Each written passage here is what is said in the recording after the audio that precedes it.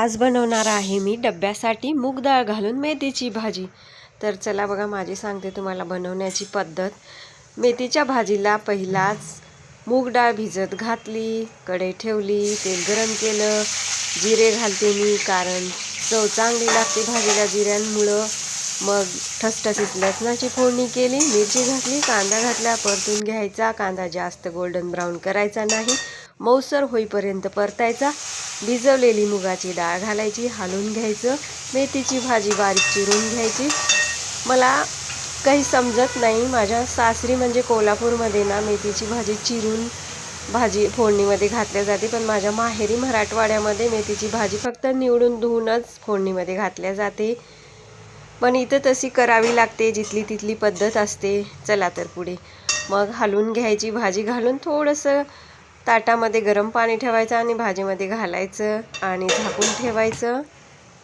हे बघा आपली भाजी आता तयार झाली आहे, पाणी पूर्ण आटलेलं आहे। पाणी आटल्यानंतरच शेंगदाण्याचा थोडासा कूट घालायचा, कारण भाजीला खूप छान चव लागते। मला तरी सगळ्या भाज्यांमध्ये पालेभाज्यामध्ये शेंगदाण्याचं कूट घालायला आवडतं आणि माझ्या घरच्यांनाही आवडतं, म्हणून मी घालते। थोडंसं घालायचं, जास्त नाही घालायचं। चला मेथीची भाजी शिजते तोपर्यंत इकडे चपात्या तयार करून घेते। ही बघा अशी छान सुंदर कलर न बदलता कूट घालून सुद्धा मेथीची भाजी तयार झालेली आहे।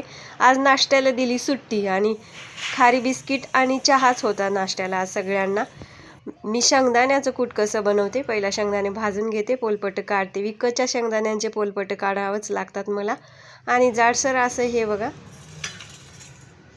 कूट बनवून घेतलेलं आहे मी। ते कूट बनवायच्या पहिला मी कपडे वरच्या कपडे वाळलेले आणून घड्या घालून घेतल्या। मुलगा आला 5 वाजता, त्याला दिलं खायला आणि तो बघा असं हे करत बसला, फुलाची रांगोळी बनवतो म्हणून हट्ट धरून। म्हणलं बाबा बनव, तुला आहे आवड तर बनवू शकतोस तू। मी गेले टेरेस गार्डनमध्ये फेरफटका घालायला। ही बघा अशी छान सदाफुलीची फुलं आलेले आहेत आमच्या टेरेस गार्डनमध्ये। व्हिडिओ आवडला असेल तर नक्की सबस्क्राईब करा।